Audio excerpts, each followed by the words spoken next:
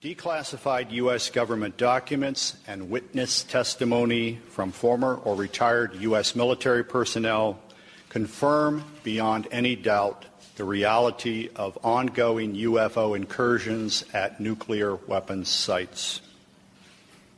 When I say UFO, the witnesses have described these craft as disc-shaped or cylindrical-shaped or spherical.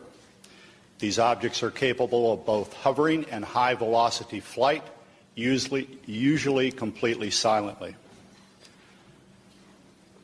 Over the past 37 years, I have personally located and interviewed more than 120 of these former or retired military personnel, all of whom report UFO incidents at one or more of the following locations: nuclear missile sites, nuclear weapons storage areas, and nuclear weapons test sites in Nevada and the Pacific during the era of atomic atmospheric testing. I believe, these gentlemen believe, that this planet is being visited by beings from another world who, for whatever reason, have taken an interest in the nuclear arms race which began at the end of World War II. Regarding the missile shutdown incidents, my opinion, their opinion, is that whoever are aboard these craft are sending a signal to both Washington and Moscow, among others, that we are playing with fire, that the possession and threatened use of nuclear weapons potentially threatens the human race and the integrity of the planetary environment. Good afternoon. My name is Robert Salas. In 1967, I was a first lieutenant stationed at Malmstrom Air Force Base, Montana. I was a missile launch officer, and on March 24th, 1967, I was on duty at what we called Oscar Flight. It is a underground capsule hardened site, about 60 feet underground. We had security guards topside. The main guard is called a flight security controller. My commander at the time was Lieutenant Fred Mywald, now retired Colonel Fred Mywald. Sometime in the evening hours on March 24th, I received a call from one of my topside guards, the flight security controller, stating that they had been observing strange lights in the sky making odd maneuvers and wanted to report it. I thought it was kind of a strange report, but I took it seriously. You have to understand we were protecting nuclear weapons, and the reports we generally got were very professional. At any rate, I kind of dismissed the call. He called back about 5 minutes later. This time he was screaming into the phone saying they're looking at an object, a red glowing object hovering just above our front gate. This object was about 30 feet in diameter. He couldn't make out too much of the details of the object, only that it was pulsating, and he had all the guards out there. He was very frightened, wanted me to give him direction. I think I said something like, make sure nothing comes inside the perimeter fence. He immediately hung the phone up. I went to wake my commander, Fred Mywald, who was taking a rest break, started to tell him about the phone call, and just as I told him, our missiles began going into what's called a no-go condition or unlaunchable. Essentially, they were disabled while this object was still hovering over our site, our launch control facility. At that point, we went through our procedures. He reported back to the command post the incident. We also had some security lights, meaning security incursions at some of the launch facilities. So I called the guard back upstairs and directed that a security team be sent out. At this point, the guard told me the object had left at high speed. Again, silent, no noise. the security guards got out to the launch facility and reported back that they were seeing this object again. They also lost radio contact. This incident terminated at that point. We reset the security alarms, but the missiles themselves were still disabled. We had to call in for maintenance teams to come out and bring them back up on alert. The main indication we got from our equipment was this was guidance and control system failure. I want to emphasize that the security people upstairs had no control authority over. They had no equipment up there, no ability to affect any kind of system shutdown on our missiles. All the control systems were underground. We were relieved the next morning. I reported back to the command post, the base, Malmstrom, reported to our squadron commander. He was white as a sheet, didn't know how to explain the event. I asked him specifically if it could have been an Air Force exercise, and he assured me that it was not an Air Force exercise. There was also a member of the Air Force Office of Special Investigations in the room. He ordered us to not ever talk about this. I even signed a non-disclosure statement to that effect. This was, and I didn't talk about it until 1994. I was able to come across a little paragraph in a book called Above Top Secret by Timothy Good. And on page 301 of that book, there's a short paragraph about missiles being shut down while UFOs were overhead. At that point, with the help of Mr. James Klotz, my investigator, we requested the Air Force to send us documents about this shutdown, not mentioning the word UFO. We did get the Air Force to declassify what we'll call the Echo Flight incident. Let me back up a little bit. During the report to the command post, my commander, Fred Mywald, turned to me and said the same thing happened at another site. At the time, I thought he meant that evening, but it turns out the same thing had happened a week earlier at another site, and he was probably referring to the Echo Flight. At any rate, at that point, when we got the Echo Flight incident declassified, I felt I was able to come forward and start talking about it because I thought that's where I was. It wasn't until later I found out it was an Oscar flight, and I realized that not only our flight had gone down, 10 missiles, but the Echo Flight also went down about a week earlier on March 16th. We have extensive documentation on the Echo Flight incident that we received from the Air Force under Freedom of Information Act. We have the testimony of Walt Fiegel, who was the deputy missile crew commander at Echo Flight. I have a couple of letters from the commander, Eric Carlson. Colonel Mywald gave me a telephone interview about this in 1996, and I've got that on tape, and he's given me permission to use that. So we've got audio recordings of some of these witnesses. We've got written statements. We've got documentation from the Air Force. All of this supporting what I just told you.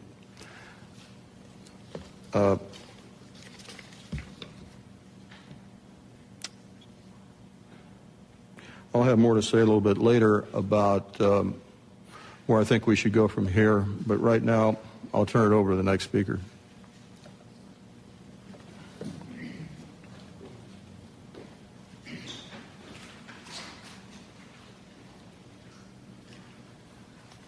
Good afternoon. My name is Dwayne Arneson.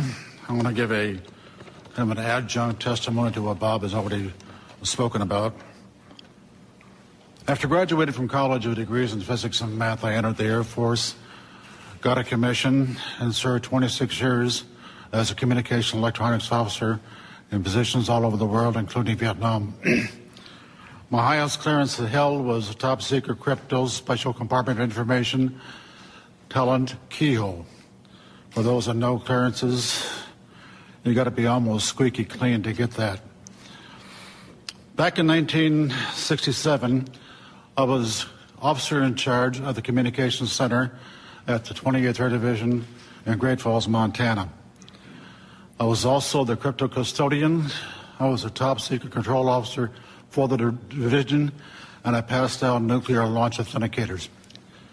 In March of that particular year, I can clearly recall a message coming through my communications center which basically said what Bob has already talked about, that a UFO did in fact shut down several missile silos in Montana. Not being a missile type, I didn't know Oscar flight from Echo flight, so I couldn't relate to any of those details. But the fact was that missiles were shut down by them. Later on, in mid-70s, about 1975, I was commander of a radar site in Maine, which was adjacent to Loring Air Force Base. Periodically, my security cop and I met with the SAC security police. And on two occasions that I can recall distinctly, they told us that UFOs were seen over the nuclear weapons storage areas at Loring Air Force Base, which was a SAC bomber base, as some of you may well know. I don't know what the details were. I don't know if any nukes were damaged or deactivated. I never saw a report on that, so I really can't say. That is history. After retiring from the Air Force, I went to work for Boeing as a computer systems analyst. Bob didn't mention this, but one of my first supervisors at Boeing was Robert Kaminsky. He has since passed away. He was the engineer selected by Boeing to go out and investigate the UFOs, the missiles that were shut down.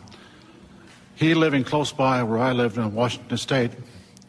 We got together frequently on Saturday to discuss UFOs and other topics. And he says, Arnie, those things were perfectly clean, and they did not go down by themselves. He then went on to say that halfway through the investigation, the Air Force sent Boeing a message which said, stop the investigation and do not, repeat, do not send us a report. He told me that personally on 2 or 3 different occasions, and no hesitation at all. In conclusion, I've studied UFOs for over 60 years, believe it or not, and I am convinced that somebody out there is trying to send us a message. If I knew who they were, I probably would not be here. Thanks for your time.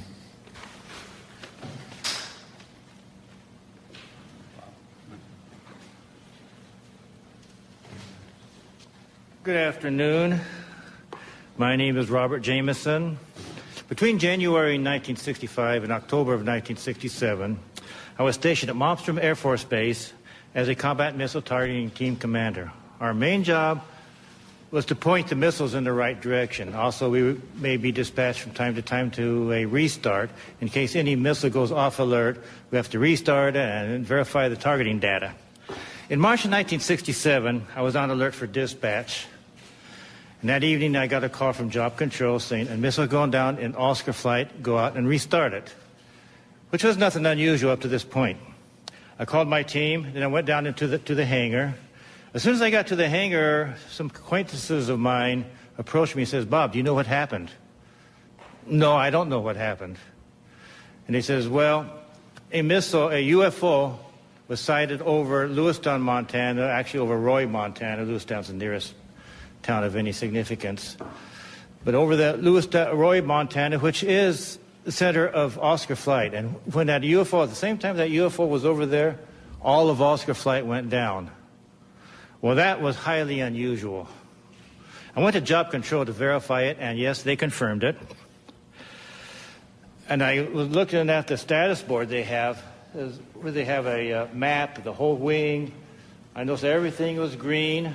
All the lights, they have lights for the missile sites. All the lights were green, except one corner in the upper right-hand corner was all red. All of Oscar flight was down. I mentioned to them that doesn't happen. He says, well, it happened once before, about a week before. A UFO was sighted over Echo Flight. About the same time, all missiles in Echo Flight went down. He says, other than that and this is it. It's never have happened before. Personally, I'm never aware of any 2 missiles going down at the same time, let alone 10. I also learned, the people in job control was telling me, that earlier that day, a UFO was sighted over Belt, Montana, another town in Montana, small town east of Malmstrom. And it went into a canyon. And immediately they notified the Air Force. We sent a team out there to investigate it. And sure enough, there was a UFO apparently at the bottom of that canyon. Job Control told me, go over to the emergency command post they have set up in the colonel's briefing room. I had access to that location. I went over there. The room was too crowded to really gain anything. I did hear radio contacts with a team out on the field mentioning lights at the bottom and everything, but I couldn't get too close enough to really find out what was going to happen. I left the room and started wandering around getting my team ready. Went into debriefing. We always go, before a job, we go to a debriefing. There's where they give us information such as road conditions and weather conditions, things we might expect out in the field. So I went over there, and they went through the normal debriefing, and then they said to me, now I want you to go to another table at the other end of the briefing room for a special briefing. I went over there, and another NCO approached me. I knew him because he sometimes was our debriefer or briefer. And he says, look, we have a problem. We have UFOs in the area. They've been messing with our missile sites. There are certain procedures we want you to do if you should see one out in the field. And he proceeded to tell me what to do. If we're out on the road, we see a UFO, we do not go to the launcher, but instead to the nearest launch control facility. Also, we call Job Control and let them know what we're doing. If we're at a site and we're penetrating, then we have to stop what we're doing, remove ourselves from the site, call Job Control. We'll have radio contact with all these. Call the Job Control and wait for further instructions. Now, if we're at the site and we're doing our work, I have to take myself, my team, and the targeting tapes, go into the launcher, close the personnel hatch. Now, all the teams, before you go out into the field, will take with us an armed guard. That's just normal. We have to leave the one guard, armed guard, on top, all by himself, and he's supposed to report to Job Control or the launch control facility of what he was seeing. And I says, okay, but then he says, one other thing, don't leave yet. We're going to hold everybody back until we're sure that all the activity out in the field has ceased, at least for the time being. So I waited around about an hour and a half. He was all ready to go. Then they contacted me and says, okay, you can go now. So I went with my team. We went out to the field. Restarted. We had to go to Oscar Flight. That's not a very pleasant thing. Oscar Flight is 120 miles. It's the furthest flight from the base.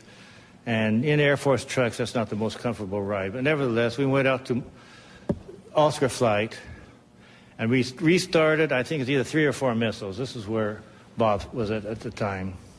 We restarted 3 or 4 of their missiles.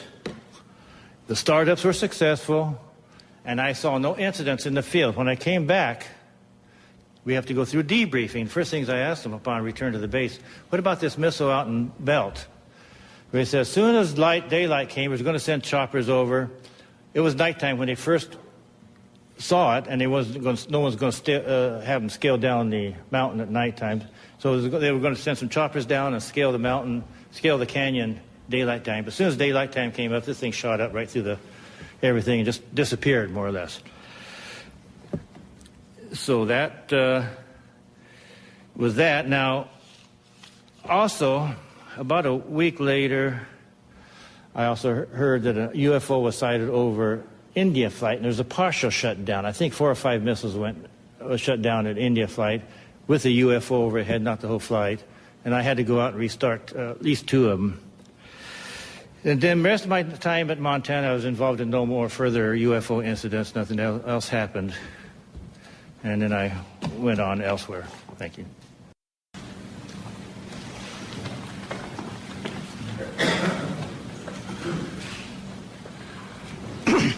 Good afternoon.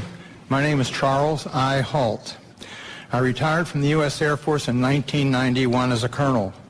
During my military career, I was base commander of 2 large installations, and at the time of my retirement, I was in the Department of Defense Inspector General's office with total inspection oversight of all services and all service agencies. In 1980, I was reassigned from the Pentagon to RAF Bentwaters as a deputy base commander. At that time, Bentwaters was one of the largest tactical fighter wings in the world.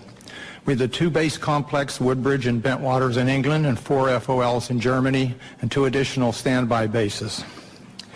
In December 1980, early in the morning, several of our security policemen discovered strange lights in the forest in East Anglia, just outside the back gate of RAF Woodbridge. 3 patrolmen, Sergeant Peniston, Airman Burrows, and Airman Cabanasac, actually were dispatched into the forest and approached a craft. They reported it being triangular, approximately 3 meters on a side, dark metallic in appearance with strange markings.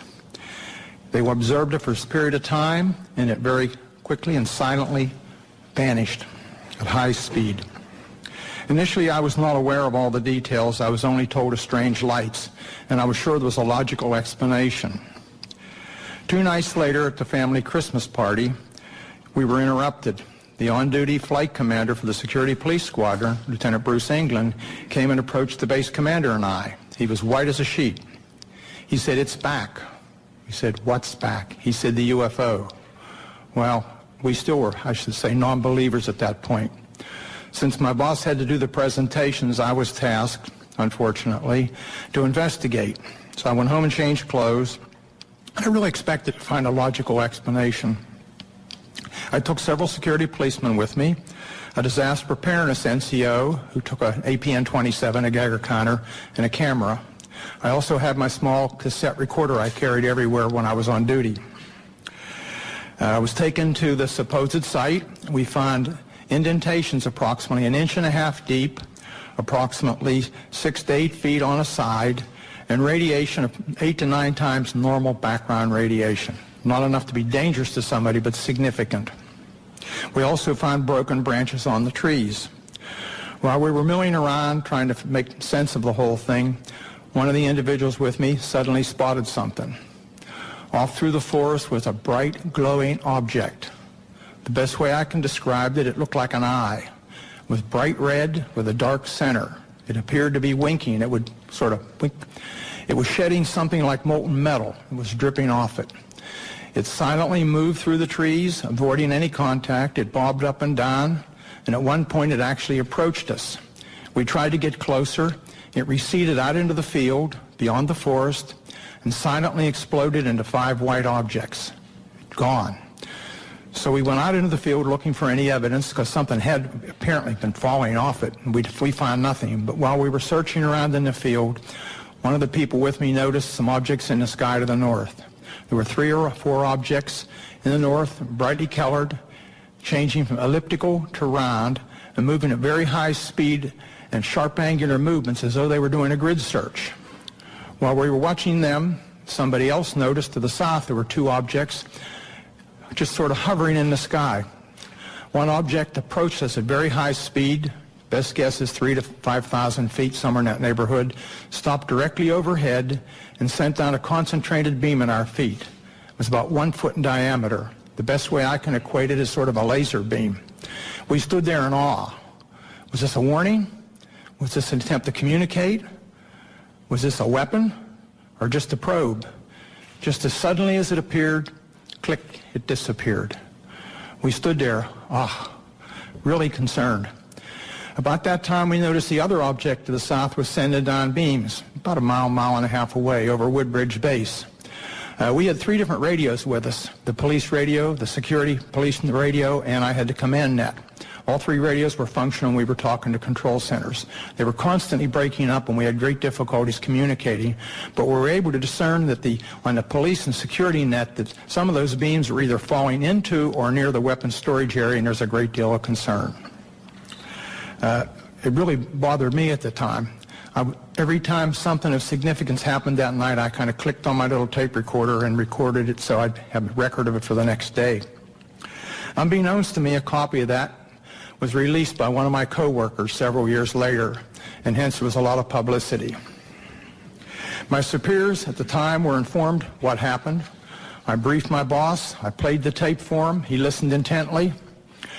He was aware of the incident because he was monitoring the night before on the radio. He and several others were.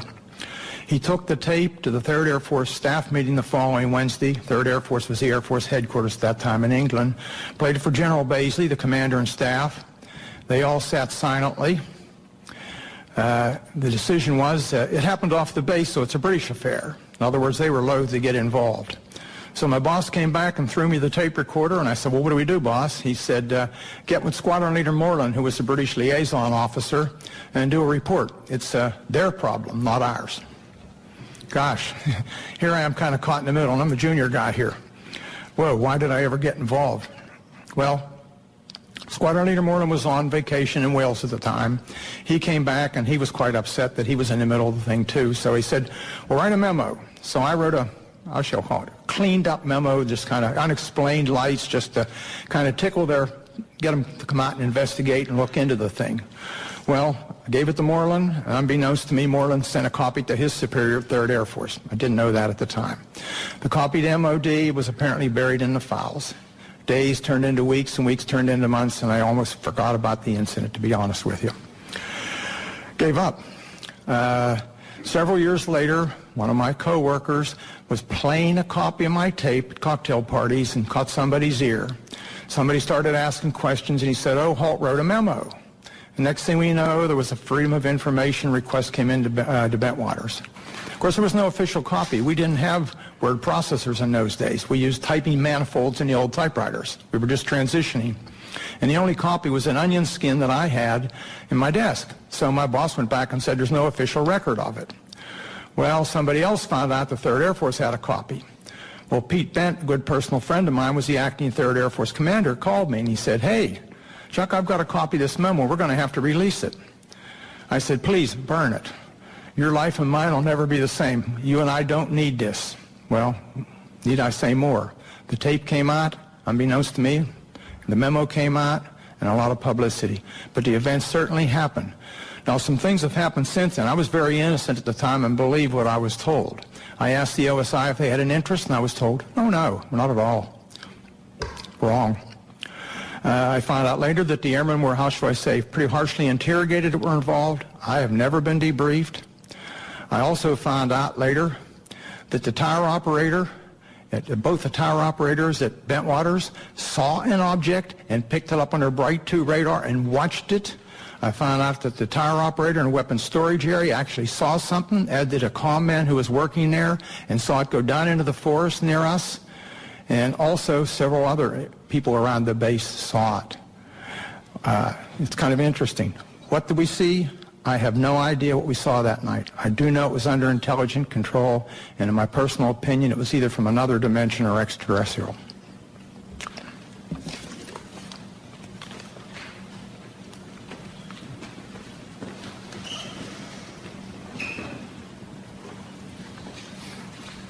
Good afternoon. My name is Jerome Nelson. From 1962 to 1965, I was an Atlas F ICBM Deputy Missile Combat Crew Commander, assigned to the 579th Strategic Missile Squadron in Roswell, New Mexico. Sometime during the winter of 1963 through 1964, while I was on alert duty in the Launch Control Center at Atlas Site 9 west of Roswell, my topside security guard called me on the telephone and reported a bright light that is a fully illuminated round object was hovering silently over the missile silo and shining a light down onto it. I could tell that he was serious, and his voice revealed he was very frightened. After perhaps 5 minutes, the object left the vicinity. Even before it left, I called the base command post at Walker Air Force Base and reported the incident. I was concerned the object would somehow sabotage the missile. I was surprised by the response I received, being told that the command post would take the unauthorized excursion under advisement. I was never debriefed by my commander or anyone else, which I found quite puzzling and frustrating. Over the next month or so, this type of incident occurred several more times while I was on duty at Site 9. I would estimate the total number as more than 3, but fewer than 10. On each occasion, I would call the command post, but each time my report was met with the same apparent indifference. During each of these incidents I witnessed, the guard would call the Launch Control Center and report the UFO. Several guards were involved over time and were all obviously frightened by the object hovering over the site. Their voices were actually trembling. Because of my duties in the Launch Control Center, I could not go topside and look at the objects myself. Only decades later I learn that at least one missile facility technician, Bob Kaplan, had been ordered to report to the Office of Special Investigations on base and make a report about the similar incident he had witnessed at Site 9 during the period. At the time, this development was kept from me and my missile commander. I do not know whether anyone else was interviewed by the OSI, but I wasn't. That's my report.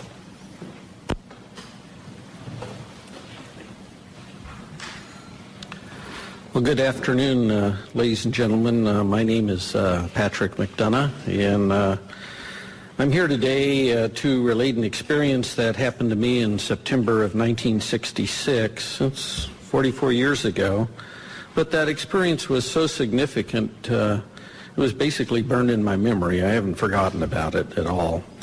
But I am getting older, and I did want to put this experience and relate it on the record. A little background on me: I had enlisted in the Air Force in Berkeley, California in first week of November 1962. At the onset of the Cuban Missile Crisis, it was going. I felt patriotic. And up to that time, I had been studying engineering in college. I had 3 years of engineering. And the Air Force, considering my background, trained me to be a geodetic surveyor. And I was assigned the 1381st Geodetic Survey Squadron in Orlando, Florida. We basically, in 1965, we moved to Warren Air Force Base in Wyoming. On average, I would spend 9-10 months a year on temporary duty, surveying for latitude and longitude at our missile sites and aircraft bases for positioning missile and aircraft guidance systems.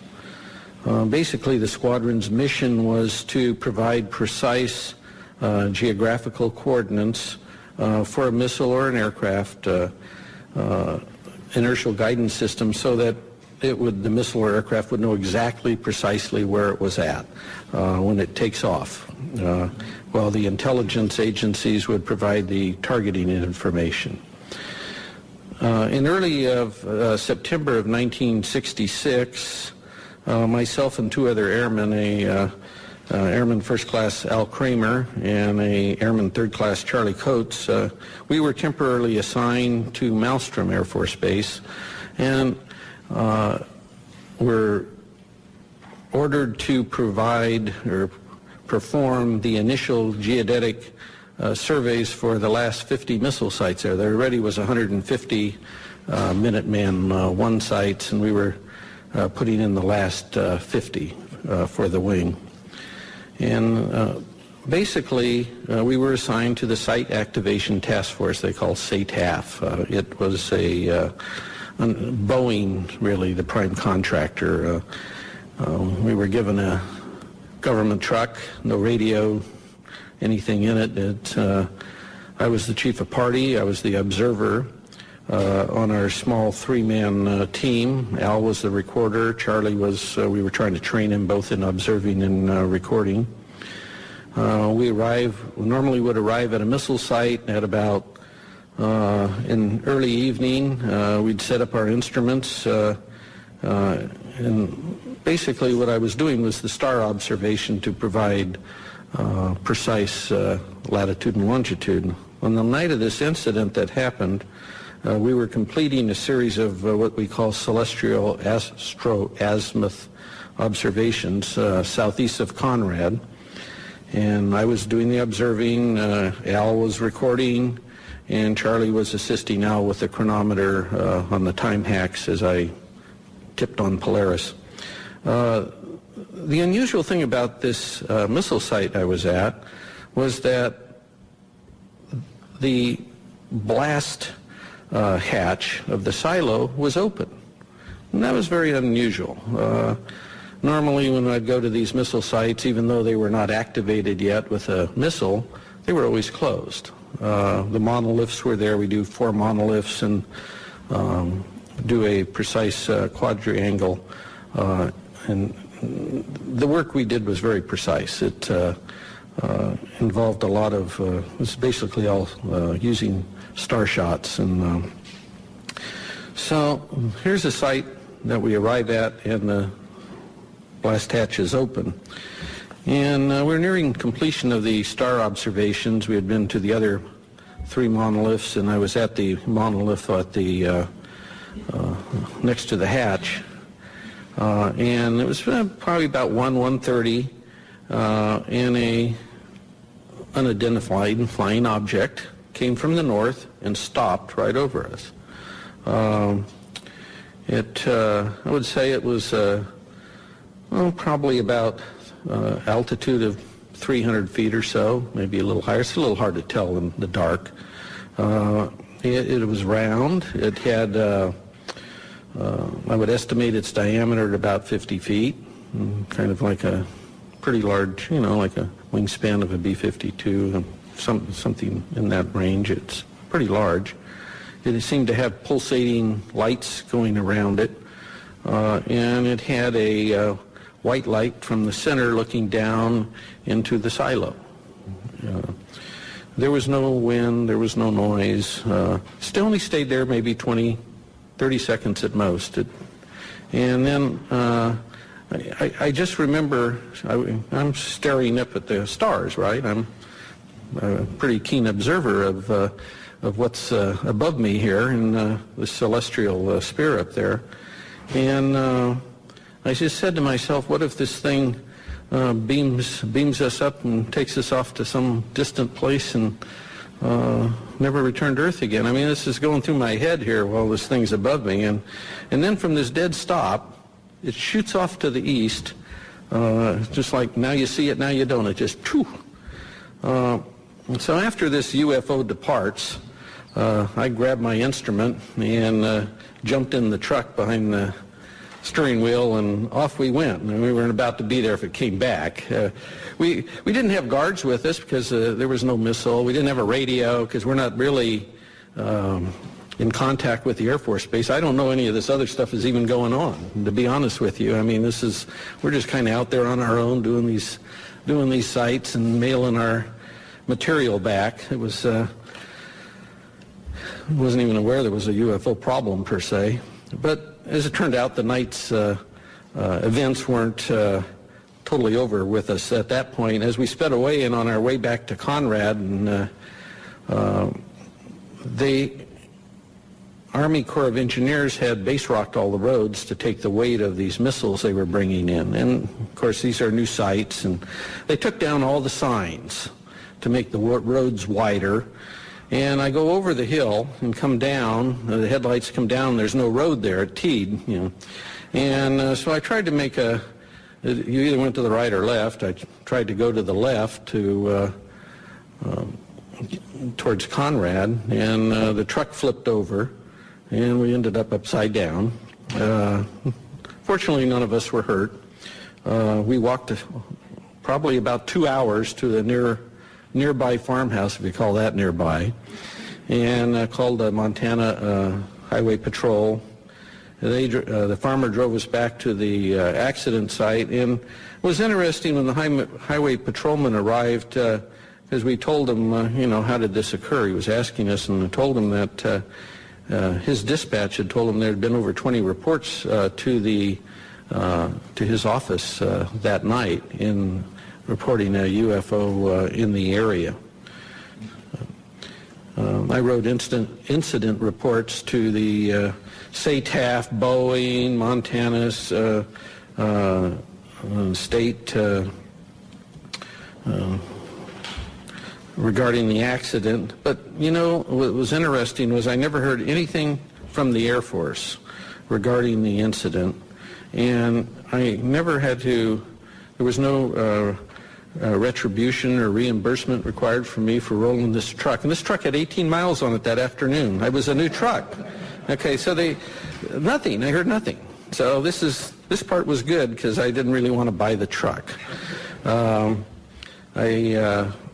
went back to my headquarters at Warren Air Force Base, and about a month and a half later I was discharged. I did not mention wrecking this truck up in Montana on one of my TDYs. They didn't ask me, and I didn't mention it. I didn't want to buy it.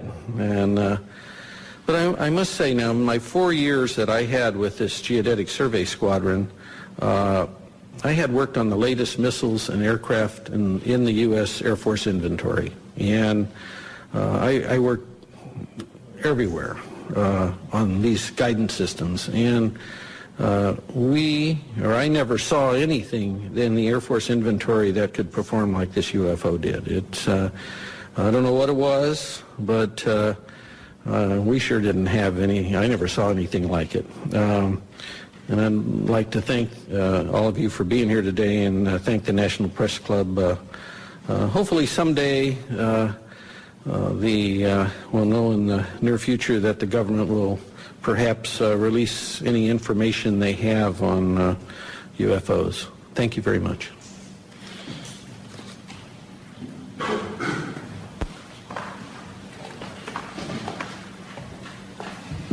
Hello, everybody.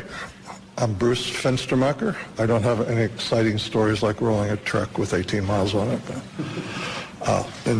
From 1974 to 1976, I was a combat crew commander and a captain in the Air Force stationed at F.E. Warren Air Force Base at the 400th SMS and assigned to Romeo Flight.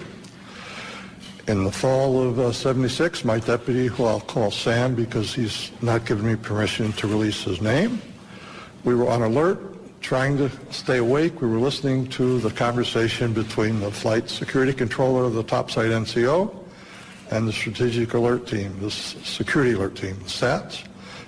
That was one way to stay alert, because the SAC duty is moments of terror with hours of boredom. And suddenly we heard the FSC call the SAT team and say, stop the vehicle. Get out of the vehicle and look around. I didn't tell them where to look or anything. And Sam and I looked at each other and then said, what do you see? And he said, oh, I don't see anything. I don't see anything. Holy bleep. I do see a white pulsating light in the sky. It's maybe 7 or 8 miles away. The FSC asked where it was. He said it's to the north. He said it's pretty close to where the launch control facility is. So my deputy and I did a double take. We called upstairs and we said, what's going on? He said, you're not going to believe this, Captain, but right above us there's a huge white thing, pulsating light above us, and I had to call them to make sure I wasn't seeing anything. Upon prodding, he told us it was shaped like a fat cigar. I think he said a pregnant cigar. White pulsating light. Between the pulsations, he saw red and blue lights. It was silent because I prodded him saying, is it some sort of helicopter? He said, no, it's very silent. We're talking to him for several minutes, and he says it's starting to move away along our access road. So we hung up. My deputy and I are saying, what do? We got to report this. He calls down, the FSC calls down shortly and says it's over one of our launch facilities, the missile silos, and it was the closest one along the access road. So I ordered the SAT team to go to that site. And they called in through the FSC, so they had to go back for batteries. And they were a little slow getting out, so I was kind of ordering them, come on, get on, get going. And at the same time, we contacted SAC Command Post at F.E. Warren. And the NCO answered, and we told him the story, and he laughed and said, when it eats the SAT team, call me back. So the SAT team never got to that LF. It silently moved again to another launch facility. We called the SAT team 3 or 4 times. I'm sorry, we called Command Post 3 or 4 times. The last time, and we got the same nonchalant attitude. The last time I said, are you logging this? And they said no. So I said, give me the officer in charge. And he said, well, he's busy. I said, well, either give me the officer in charge or I'm going to wake up the base commander, the squadron commander, because there's something going on, something's messing with my LFs. They were mine for that period. So the officer came on, and I said, you need to log this or I'll wake everybody up. He said he would. He called us, his NCO, a different NCO called us back a few minutes later, took the log of what had happened in a timely sequence. So it went to another LF. The SAT team had to come back for gas. Then it said it had car trouble. It could only go 5 miles an hour. So long story short, after several, about an hour and a half, the flight security controller said he could see it over another launch facility still down the road.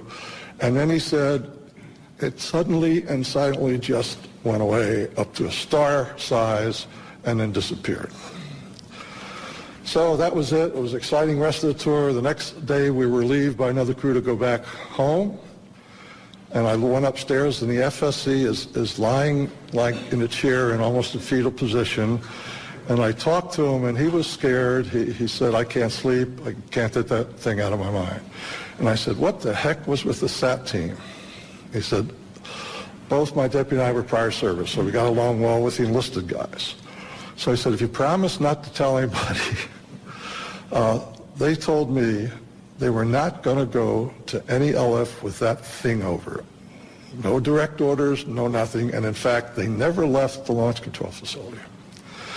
We picked up the Quebec team on the way back, the Quebec crew, because Quebec was on the way to Romeo, and SAC liked to save a little gas, so we road share.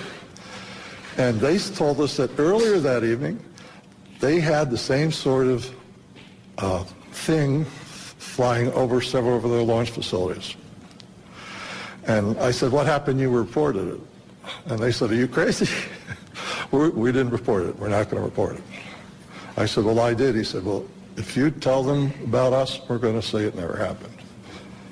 So we went back home. I reported to my squadron commander. The next few, we always have departure meetings when you go out for alert. The next several departure meetings, we had an unusual visitor. We had an officer in a uniform telling us that you may have heard rumors about this. It didn't happen. It's top secret.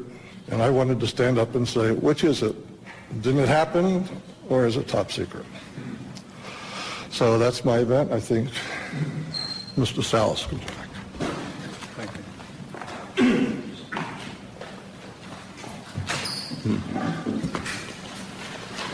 What you have heard here today is evidence of a phenomenon. It sounds fantastic, and it is fantastic. We presented this evidence in the public interest of open government. Our signatures on affidavits in the press kit that you have attest to the truth of our statements. Our evidence is now public domain. The real question is, what is the public going to do with it, this testimony? It has been a general practice of the media to scoff at these kinds of stories, make light of such testimony. We can only ask that you take the time to give some serious consideration not only to our statements, but to the statements of other witnesses out there who have similar incidents. There is also documentary evidence that helps support what we have said. We hope you will take the time to at least take a look at those, research this a little bit, And if you do, I think you'll come to the same conclusions that we have. That is that the UFO phenomenon is real, not imaginary. There's current excessive secrecy in our government surrounding this phenomenon. Unknown aerial objects have in fact been observed over many of our nuclear weapons bases and other nuclear facilities, and in some cases the appearance of these objects coincided with compromising the operational readiness of our nuclear weapons. Although each of us might have different opinions about the meaning and intent of these incidents, I think we can all agree that the tampering with nuclear weapons is a national security concern. This is Air Force official policy on UFOs. This is dated 2005, but I believe it is current policy. I'll just read one part of it. It says, no UFO reported, investigated, and evaluated by the Air Force was ever an indication of threat to our national security. That is clearly misleading. It is false based on our testimonies. This statement, the decision to discontinue UFO investigations, was based on an evaluation of a report prepared by the University of Colorado in 1969. I believe this was the infamous Condon Committee study. There was substantial evidence to show that study was superficial and biased. In particular, the Echo and Oscar incidents I spoke about were never investigated by the Condon Committee, even though their principal investigator was well aware of these incidents. Obviously, the testimony given here today conflicts directly with that Air Force policy statement. We ask that our government answer to the public about the obvious discrepancy between our testimony and that of the current statement. Indeed, we demand an answer based on the foundation of our democracy that says, and I want to paraphrase Franklin Delano Roosevelt, President Roosevelt, the people should be strong enough and well enough informed to maintain the sovereign control over its government. Finally, I want to say, I think I speak for every one of us here, I have the utmost respect for all the men and women in the U.S. Air Force. I graduated from the Air Force Academy. I thoroughly enjoyed being a part of the Air Force, and I was honored to serve my country in that way. Our disagreement and challenge to the Air Force has nothing to do with the people of the Air Force. It has to do with official Air Force policy. And I think they are deliberately withholding the facts, not just in what you've heard here, but continuously since 1969. And by doing so, they're not allowing the people of this country to engage in the decisions regarding events that are clearly national security issues and concern to all of us. We're simply asking for the truth. Thank you for your attention. At this time, we're going to take questions. Mr. Hastings will take it from here. If you would go to the microphone over here and tell us what media you represent. Thank you. When you ask a question, I would ask first that you identify yourself and your organization, and then direct your question perhaps to a specific individual. That person will have to find his way to the mic, so there will be a bit of delay. Yes. Pat McCune, the Daily Trojan, University of Southern California. We just did a big event here, and LucasArts, Mr. George Lucas himself. I wanted to commend all of you. You guys are soft-spoken, but you carry a big stick, and that's exactly the way to approach this issue. I remember when UFOs first got going, it was like a laughing matter until they started revealing themselves in the deserts, Arizona, Colorado, and so forth and so on. I'm standing up here not only because if I'm a resource to anybody, if LucasArts is, please let me know, and I'm glad to do whatever I can to help you. As well, I wanted to point out that my friend Charles Stone back here is something of a real authority on UFOs. He does quite extensive work on websites and all, and is a real authority if you need some questions answered. That's it. Hello, Jeff Schogel with Stars and Stripes. Two quick questions. Mr. Hastings, you had mentioned that this is an ongoing phenomenon. Is there an incident later than 1980 that you are aware of? And then also, are there any testimonies here today that are new that have not yet been documented or been in the public domain? This is a cross-section of the witnesses who've come forward. The latest incident involving nuclear missiles was at Malmstrom Air Force Base in 2007. However, the person is still active duty Air Force. I'm not going to elaborate on that until that person is separated from the Air Force. Another incident occurred at the Nellis Air Force Base, Nevada, Area 2 weapons storage area.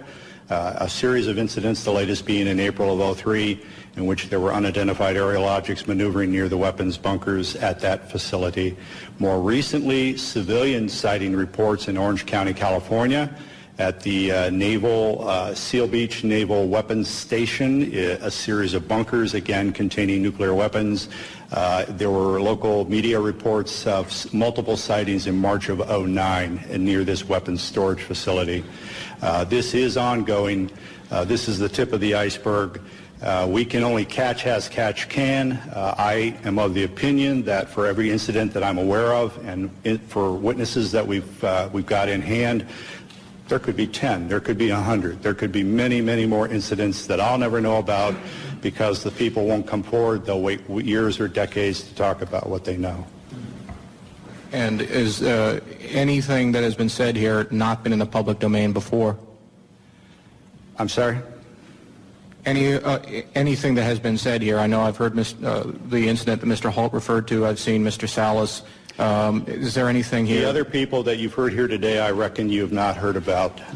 The testimony of the majority of these people have not hit the national airwaves, so to speak, or the national media. There have been websites, I've written articles and so on, but the majority of these witnesses have not received national or international exposure. I think if we could maybe limit one question per person so we can get everybody accommodated. Yes. Gentlemen, Stephen Smith, KSHE Radio, St. Louis. I commend you all for being here. What an incredible panel. And Robert, you and I have always spoken over the phone. I'm still editing the book. I was at Naval Headquarters in Communications during the Carter administration. And I can affirm what you're all saying. This phenomena is incredibly real. And one day, a gentleman came into our comm station, came up to me, I had never seen him before in my life, and said, "Do you know that we have aliens on ice?" And I was just taken back and speechless. I didn't pursue with any questioning. And he turned around and walked away and walked out. I have been a contactee twice in my life, both times in Santa Monica, California, one in 1986, one in 1997. Incredible experiences that I won't go into detail right now. But I just want to say, bravo, gentlemen. Thank you. Spencer Ackerman with Wired. Mr. Hastings, could you elaborate on why you've speculated that the unidentified flying objects that all of you have described possessed the agenda of trying to tell us to turn away from our path of use of nuclear weapons? Are there other potential explanations that you've considered and found less plausible? Is there a possible offensive threat to the world from these UFOs? As I said in my introductory remarks, that's speculative on my part. However, given the available evidence, that is a plausible scenario. We can clearly say, based on radar data, which are empirical, not anecdotal, that these objects have been tracked since the early 1950s, if not earlier, traveling up to 7,000 miles per hour, making right-angle turns at high rates of speed, instantaneously hovering, reversing course. If we or the Russians or any country on earth had those kinds of craft in the early 50s, why have we spent the last several decades developing fixed-wing aircraft of far inferior abilities? These are clearly, in my view, a technology from somewhere else piloted by beings from obviously another world or another dimension. Moreover, the fact that missiles have been tampered with here and in the former Soviet Union, and on one occasion in each country, about which I am aware, actually activated, I think we can rule out that these are the Americans attempting to start World War III or the Russians attempting to start World War III. Again, the technology involved is so superior, and we cannot conceive of a logical scenario whereby either of our countries would attempt to activate nuclear missiles for any reason under the sun. Now, our opinion is that whoever these beings are, they are indeed attempting to send a signal that we are playing with fire, that we are gambling with the human race's future. There are other possible scenarios. I have half-jokingly said from time to time, maybe they're planning to invade Earth and they don't want to inherit a radioactive environment when they do. Now, I don't believe that's what's going on by any means. I don't think humankind is in jeopardy from whoever they are and what their intentions are, except we will have our minds expanded. There will be a paradigm shift.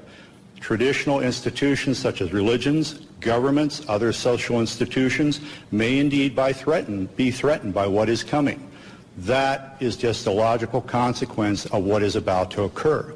But if indeed this Earth is being visited by other races, and if those races are, one or more races, are in fact repeatedly monitoring and sometimes tampering with our nuclear weapons, that secret, in our view, should not be kept from the citizens of this planet any longer. But you don't think there's an offensive element to their contact? I don't think there's any potential hostility, except, again, to closed-minded people. Sure. This is to the question of hostility. What you've heard up here, and especially in my case, they could have done a lot more damage, in permanent damage to our weapon systems, and they didn't. All of these weapons, in my case, were brought back up on alert. It took a day or so, but everything was fine.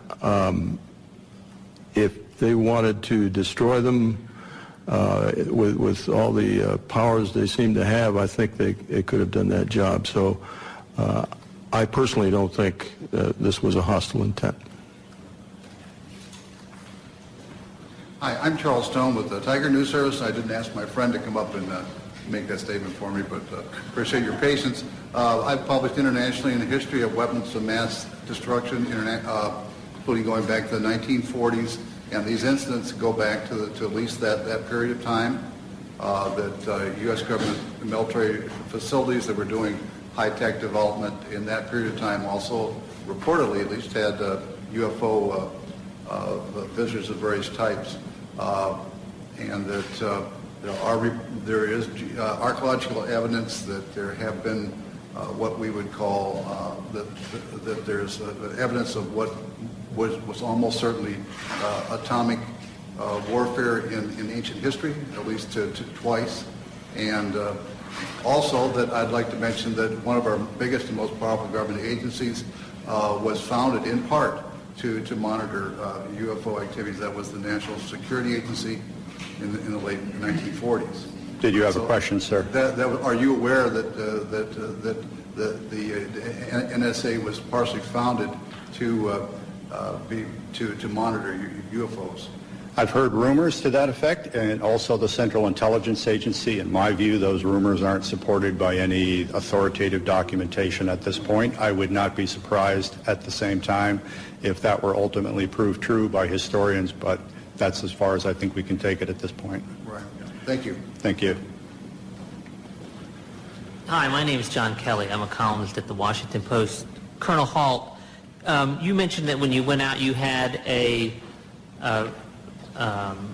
cassette recorder, a Geiger counter. You said a camera? Camera, 35 millimeter camera. First of all, did you take any photographs? And second, how does a cassette tape made by you, presumably for official purposes, end up at a cocktail party entertaining guests? Okay, two questions. Let me answer the first one. The disaster preparedness individual I took along, Tech Sergeant Monroe Nevels, also worked for the base newspaper part-time. He was a professional photographer on the side, had a degree in photography, had his own darkroom. In fact, when he left the base, we had serious problems because he painted one of his rooms with flat black paint. We had to redo the paint about 4 or 5 times. He took numerous pictures of the indentations, pictures of the broken branches. He tried to take pictures of the objects in the sky. He took the film back home, and it all came out fogged. Unfortunately. Now, he did it in his own darkroom. I used to have a darkroom and dabble in photography, too. He could have done it himself. It could have been a radiation, which I have doubts about, or something could have happened that we don't know about. But anyhow, the film all came out fogged. Sergeant Pennison had a camera. It was not uncommon for the security police on the perimeter to carry cameras because the British have a lot of, we call them bird watchers, people that catch tail numbers and follow the history of airplanes and climb over the fence from time to time, not to do any damage or any harm, but curiosity and try and get close. It's part of a game. So we would, if they did that, we would photograph them inside the fence and turn them over to the British police. Sergeant Pennison took his film to the photo lab and turned it in, and they told him it disappeared. I can't answer that. The other question, what was the other question you asked about the... So did you personally have a camera that were taking pictures? I did not. I had the microcassette recorder. We, keep in mind, we were just in the process of transitioning to word processors in those days, still using the typewriter. Our secretaries were very resistant to getting involved in modern technology. And so what I would do, I carried one in my pocket, a little linear, and we had the big linear machine in the office, and when I went around the base, I'd note, you know, the fence is damaged here, this needs to be painted, whatever was going on. And I'd come back and give her the tape, and she'd type it up for the staff meeting the following week. So I just thought, well, I'll take the tape recorder along because I don't want to take notes. It's cold and windy, dark. So I took my tape recorder along. It was a little microcassette one, little tiny ones. I still have it, by the way. I came back, and after the tape was played at 3rd Air Force, and I played it for Squadron Leader Moreland and several other people, Ted Conrad, my boss, said, make me a copy. So I made him a copy.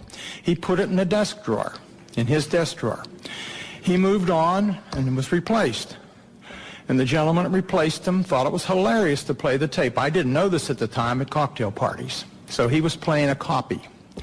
A copy of that copy somehow or other got to a gentleman by the name of Harry Harris, a British barrister or a lawyer. Harry was an amateur ufologist. He and a guy by the name of Mike Sachs. I traced this down years later. And a couple of ladies named Brenda Butler, Dot Street, and Jenny Randalls, who were writing a book at that time, all got involved, and my tape got out into the public domain, a copy of my tape. What's on the internet now is probably a 5th, 6th, or 7th generation, but it's out there. So does that answer your question? Thank you. Let me interject that Robert Jameson, the missile targeting officer from Malmstrom in 67, does need to catch a plane, and so if anyone wants to direct a question to him, you'll need to do it in the near term here. Hi, Ledge King with Gannett, Washington Bureau. I have 3 questions, 2 of which can be answered by raising a hand. The first is, have any of you been contacted in the last month, I guess, whenever this event was being planned, by a government official telling you not to show up or trying to dissuade you? Any of them? Any of you? No. Second question is, Mr. Hastings alludes to the fact that there's a message being sent here that we ought to get rid of nukes. How many of you subscribe to that theory? The theory that you support getting rid of nukes, first of all. I don't think he said that. Well, what you're being asked is, Bob and I are of the opinion that the bottom line is the best explanation for what has taken place at our nuclear weapon sites is that whoever are in the UFOs are in effect sending a message, perhaps getting rid of nukes, expressing displeasure or concern, but certainly indicating an interference with the weapons. You're being asked whether you subscribe to that or not. Do you support? Not quite to that degree. I think they're modernists to make sure we don't mess things up. Do all of you support getting rid of nuclear weapons? Show of hands. One. Okay. Can I just add? Sure. with regard to the reason I came to the conclusion that this was a message was simply, again, they could have done a lot more destruction, I think, to our weapon systems, and they didn't. It was simply shining a light on our nuclear weapons and literally shining a light on nuclear facilities. This has happened all over the world. I can point to other instances where UFOs came over, shone a beam down on the weapons storage area where nukes were stored. To me, it's pretty clear. This is just, we're shining a light on this. We're pointing it out. What are you people doing with nuclear weapons? And my final question, which does require somebody to speak, is, you've talked about how society and the mainstream media sort of are very dismissive of all this. Can one or two of you talk about sort of the personal journey you've come to in terms of,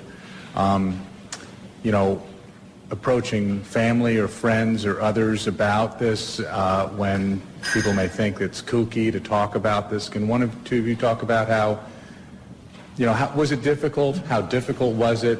That sort of thing. Thank you. Well, as a person who is very, very skeptical about this, what I call UFO nonsense, when that happened that night and I thought through the process of what the logical explanations are, after that I was very careful about who I told what, because some of my friends, when I started on this, just laughed. So I got ridiculed. I was used to the ridicule from the Air Force, except for the dual standard. We're going to ridicule, but it's secret and don't talk about. And coming out was I came out a little bit. I talked to Robert. I gave him a little bit of the story. I didn't want my name to come out. I was concerned. I don't want to be considered a kook. I don't want to, because I consider, not so many anymore, but I consider some of the extremists a bit kooky. But I think it's more important that we come out and tell our story rationally and see that we aren't kooks, and this is what happened, and make your own judgment. But one of my concerns is that you all think I'm a kook, and I'm old enough that I don't really care that much because it happened. So is that okay? How old are you? 68. Going on 95. I would briefly add to that I made a decision decades ago that no matter who laughed at me or threw things at me, I would speak what I knew to be the facts. The world is filled with self-appointed UFO experts, persons who have all the answers, even though they've studied none of the facts. The scientific community is chock full of those folks. Journalism, frankly, is chock full of those folks. We're presenting credible witnesses for open minds, people who have an objective sense of their duty to inform the American public about the reality of the situation. We're providing you not only these witnesses, but many other witnesses who can testify as to the reality of all of this, and you may draw your own conclusions. I'm Lisa Pham from Epoch Times newspaper. My question is towards Mr. Arneson. You mentioned someone over there trying to send us a message. I wonder what kind of a message. Do those aliens consider our Earth people have a threat to them, or they just try to defend, or they try to come here to occupy, take over Earth? What kind of a message do you think? If I knew that answer, I wouldn't be here. I really don't know. But they're trying to tell us something without a question. Whether it's don't go much further, you get rid of the things, I don't have any idea. Are they from the extraterrestrial? Who knows? Are they from other dimensions? Who knows? Are they from underneath the Earth? Who knows? Your guess is as good as mine, and I can't answer that question. Anything else? The government are trying to conceal this information, the fact actually, for all those years.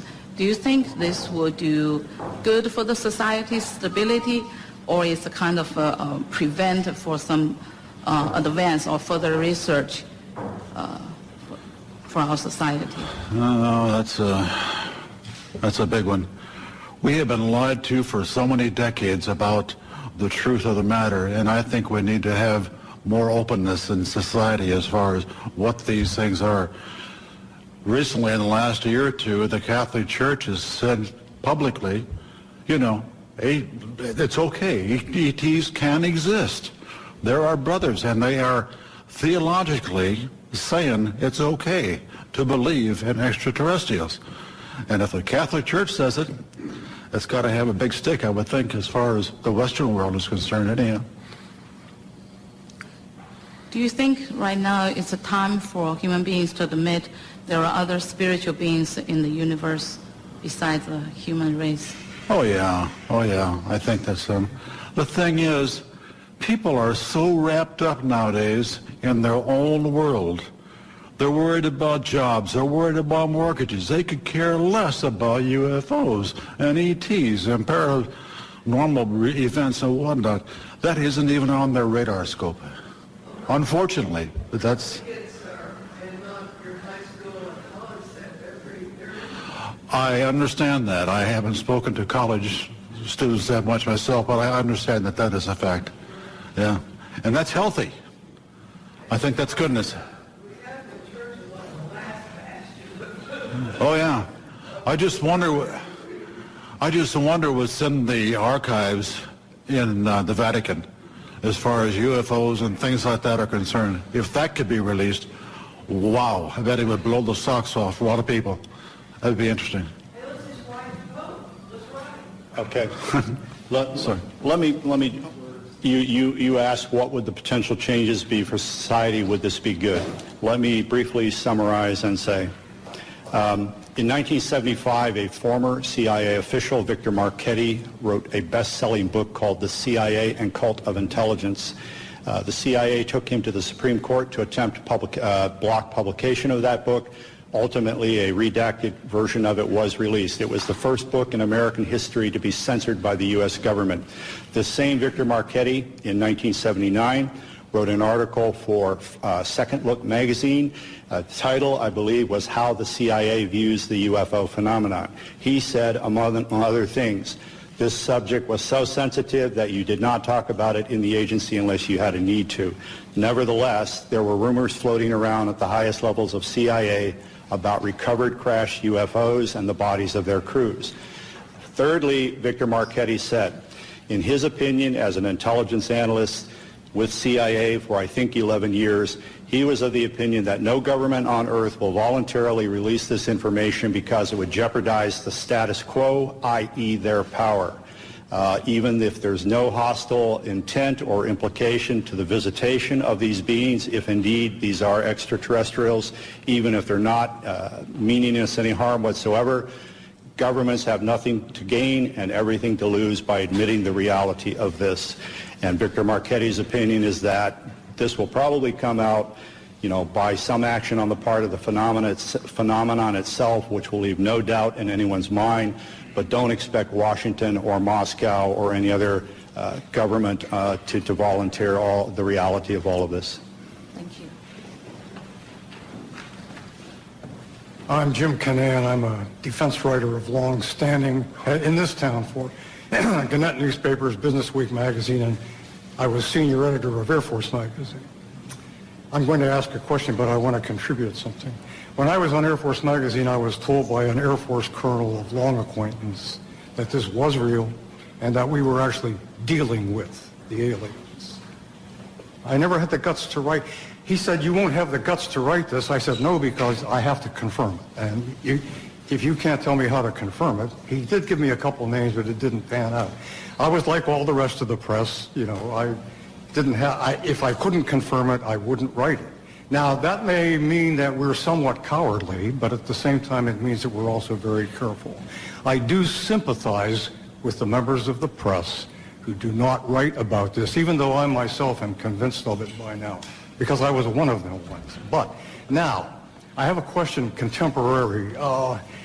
2 years ago, the Air Force Chief of Staff and the Secretary of the Air Force were dismissed by the Secretary of Defense for, among other reasons, being sloppy in their management of nuclear weapons.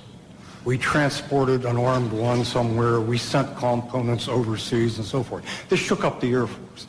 I want to ask you gentlemen in the aggregate or individually, do you think that this evidence of malfeasance ranks up there with not telling the public about alien or UFO intrusion at nuclear sites? Is there an equation there?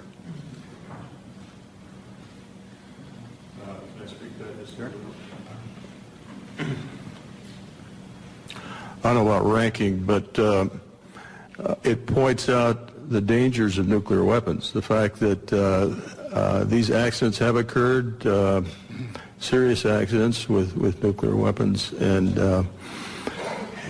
it just points out how dangerous it is that we have them. I don't know how to compare that with the cover-up. I'd have done an analysis of the cover-up, and I'd be glad to give it to any of you guys that are interested. But I think it's related in the fact that the cover-up of the fact that UFOs did intercede with our nuclear weapons is extremely important. May I add something? This Air Force colonel who talked to me about all this, he did so in result to my questioning about it after a Japan Airlines freighter over Alaska was trailed by a UFO in 1987. I called all over Elmendorf, FAA, the Pentagon. And then I was approached by this colonel whom I had known who said, I understand you are interested in UFOs. And I said, yeah, you know. Well, I have something to tell you. And since he had known me a long time, that's why he got into this. It had no great enterprise on my part, and I still don't know what to believe. But would you comment on... He also said, though, that we have a lot of misconceptions about what they are here for. He said they basically don't give a damn. They don't care what we do. They're here for their own purposes. And that any notion that they should land and say, take us to your leader, boggles the imagination because they don't care about that kind of thing. And I said, well, do you have any idea why they are here? He said, no. And he didn't think anybody else in the Air Force or anywhere else did either. How does that... Let me interject. Regarding the November 87 radar tracking incident that you alluded to, right, and in recent years, you may know that the number 5 guy in the echelon at FAA, John Callahan, has gone public and said that shortly after that happened, CIA agent, 2 agents, I believe, and some other government types convened a meeting at FAA headquarters and said we want all the radar tapes, all the voice tapes, and this never happened. I wasn't here. John Callahan said, how come we can't tell the people about this? According to this FAA administrator, the CIA agent said the people would panic, the public would panic. John Callahan, to his immense credit, kept some of the data down in his office. The CIA agent said, give me all of this. He gave him everything that was on the table, didn't tell him about what was downstairs. And when he left the agency, John Callahan released that to the public. So CIA is still quite involved in all of this.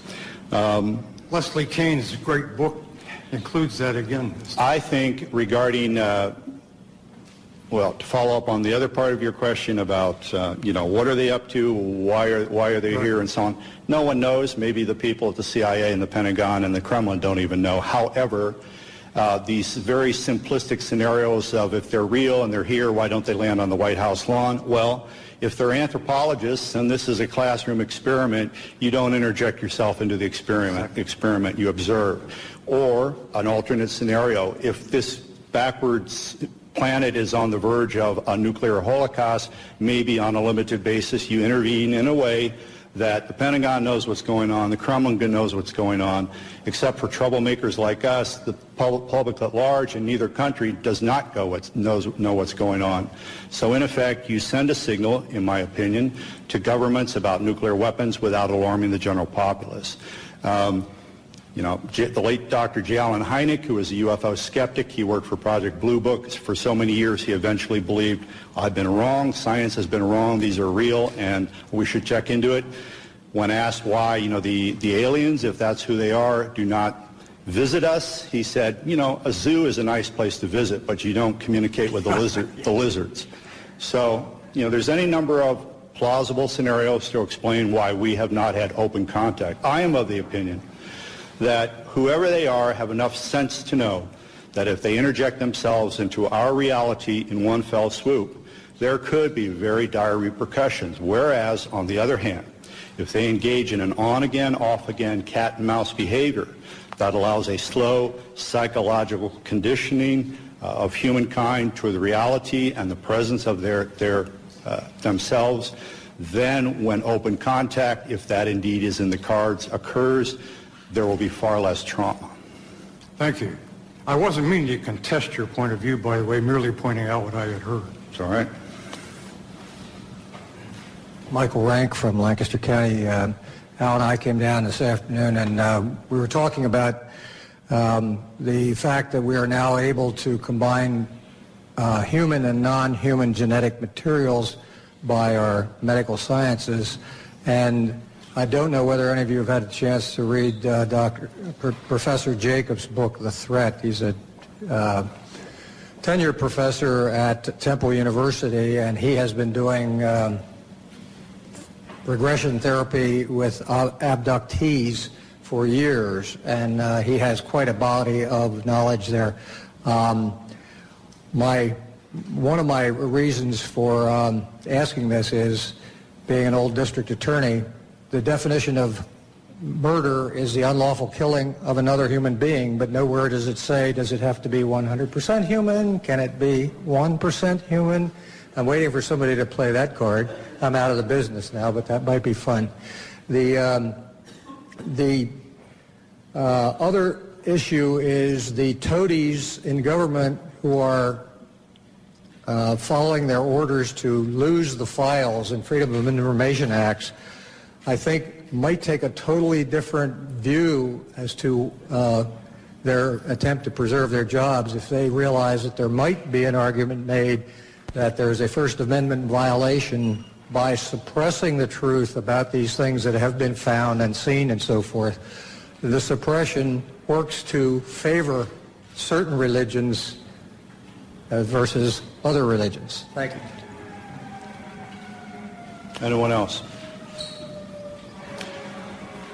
Thank you for coming. Again, all of us will be available for one-on-one interviews for some period of time.